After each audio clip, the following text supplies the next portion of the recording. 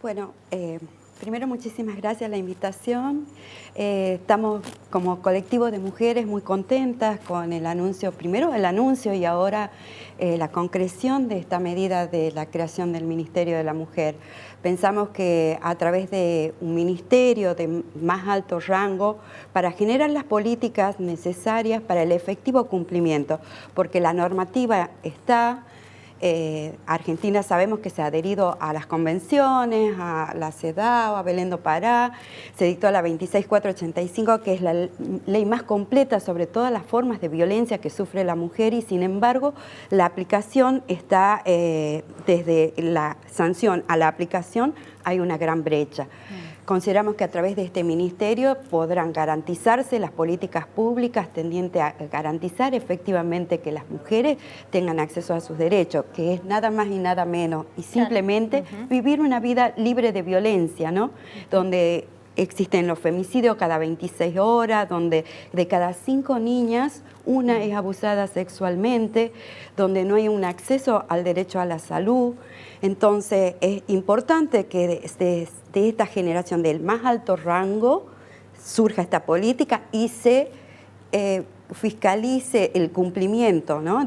Porque muchas veces el federalismo es utilizado para no cumplir con los derechos de las mujeres, y esto no puede ser así, no puede continuar siendo así, porque el federalismo no puede ser una excusa para violar derechos a nivel internacional que crea responsabilidades al Estado argentino. Entonces pienso que este ministerio es una gran noticia para todo el colectivo de las mujeres.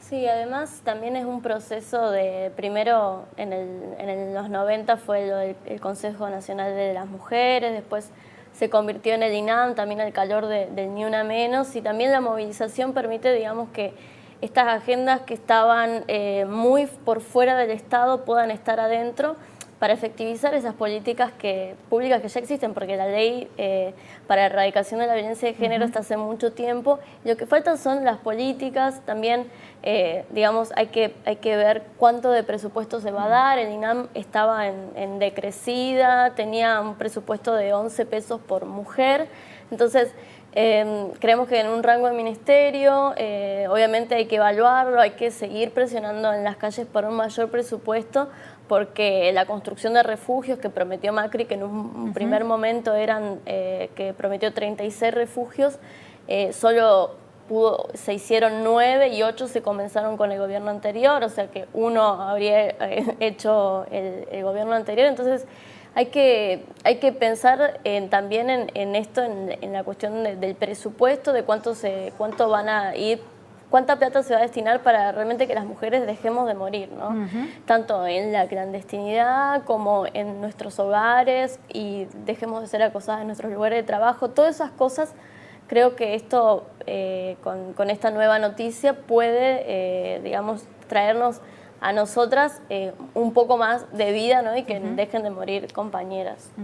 Sí, haciendo un poquito de historia, Argentina ha sido el segundo país que creó por primera vez el Consejo Nacional de Mujeres al rango ministerial. El primer país ha sido Brasil, luego le siguió Argentina en la manera más completa, y a partir de la creación del Consejo Nacional de la Mujer, que tuvo una conformación federal, no sabemos cómo va a estar conformado este ministerio, pero en aquel momento se conformó de manera federal y se pudo avanzar sobre los derechos políticos de las mujeres, nada más y nada menos con la ley de cupo, ¿no?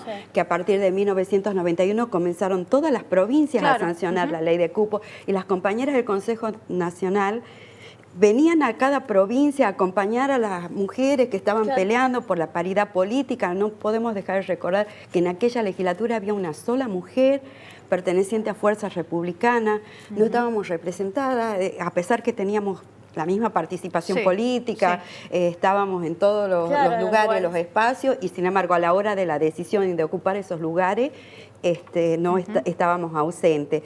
También a partir de ese consejo se generó la Ley de Educación Sexual integral y se veló por su efectivo cumplimiento.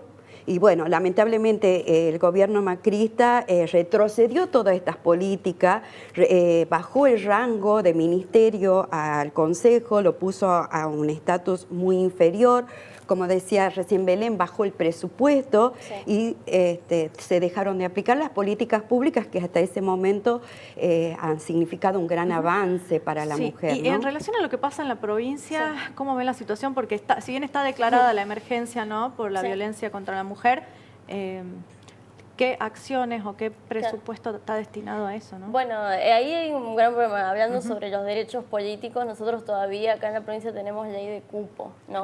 Todavía no existe la ley de paridad.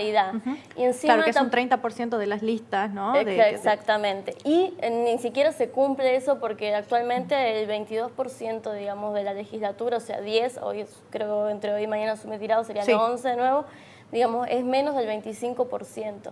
Entonces, la ley de cupo se toma como una ley que termina siendo un techo más que un piso. Claro. Y con respecto a esto, también hay que evaluar, digamos, el Ministerio cómo va a actuar también para impulsar en las provincias la ley de paridad, que ya existe a nivel nacional, que se inauguró incluso... Que prevé el 50 y 50, el 50 y 50% de hombres y mujeres en las cámaras, y que se inauguró en la sesión de la legislatura, y que una mujer ahí, que fue Graciela Camaño, fue la única que dijo, bueno, acá inauguramos la primera cámara igualitaria de paridad, pero sin embargo, en los rangos que es nuestro techo de cristal, en realidad en los rangos que son de dirección, como por ejemplo la presidencia del Senado o la vicepresidencia y demás, están a cargo de varones. Entonces, todavía, digamos, a pesar de tener esas leyes que son importantes, hay que impulsar también el empoderamiento para que las mujeres que participan en política también reclamen su derecho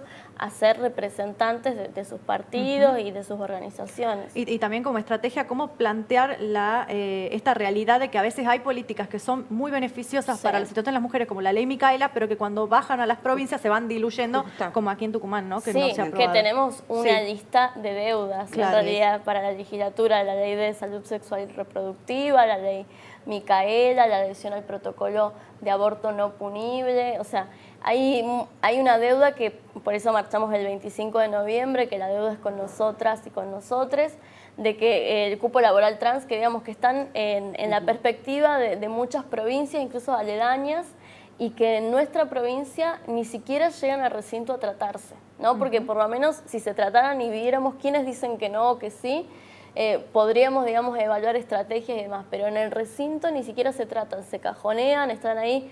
La ley de paridad incluso perdió estado parlamentario.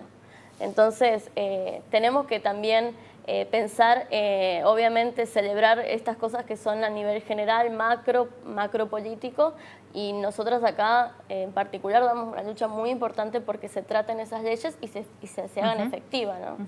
Claro, más teniendo en cuenta que estamos en una provincia y bueno, y hacia el norte, donde los índices de femicidio, de abusos y de impunidad son mayores. Entonces, esto pensamos como movimiento que existe una gran correlación entre la ausencia de esta normativa específica tendiente a proteger los derechos de las mujeres y de las niñas y de las personas en situación de vulnerabilidad también. Pensamos que existe una estrecha relación, ¿no? Y que de alguna manera la falta de sanción de estas leyes también tiene que ver con la existencia de una cultura patriarcal y machista donde se debe cambiar. Y pensamos que a través de un ministerio toda esta cosmovisión de las cosas pueden ir cambiando, como la eliminación de los estereotipos, bien lo dijo nuestro presidente, como el pensar que las mujeres tenemos el mismo derecho, o no por el hecho de ser mujer debemos ser víctimas y sufrir todo tipo de violencia, agresiones, no poder caminar en la calle seguras, o sea, toda una serie de situaciones que vive la mujer por el solo hecho de ser mujer, ¿no? ¿Y cómo han recibido, perdón, el anuncio del ministro de Salud, Ginés González García, en relación a la ILE, ya que en Tucumán sabemos que hemos tenido un caso emblemático, que lo ha dicho inclusive en organismos internacionales, que usted ha participado, ¿no? Sí, de esa audiencia, yo estuve en la audiencia. De las dificultades para el acceso a ese derecho aquí en Tucumán. Bueno, no, obvio que se celebra. Primero que Salud sea ministerio, digamos, que ocupe el rango de ministerio. Ginés fue ayer recibido por una multitud, digamos, de trabajadores, y lo primero que dijo es eso, o sea, que lo primero que va a hacer es la reglamentación, en realidad la actualización del protocolo de aborto no punible, y que aparte de eso va a restaurar el tan progresivo protocolo que en su última instancia, digamos, en sus últimos momentos en el Ministerio, Rubinstein lo actualizó de una manera muy actualizada, porque tenía que ver con que tomaba cuestiones internacionales, recomendaciones internacionales, y que protegía muchísimo a las voces de los adolescentes y de las niñas. Y obviamente eso es una victoria que también se produjo por el movimiento de mujeres, por el movimiento de las disidencias, de los cuerpos gestantes, que vamos, obviamente, que es un paso anterior a que si por fin podamos tener la legalización del aborto, pero el protocolo de aborto no punible ya es ley, está previsto desde 1921, ¿no? Exacto, hace 100 años que Claro. es ley, es un derecho para las mujeres, y es increíble que todavía sigamos hablando de la aplicación o no de un protocolo, cuando las convenciones internacionales y estas leyes, un código penal vigente en el país, son los pisos.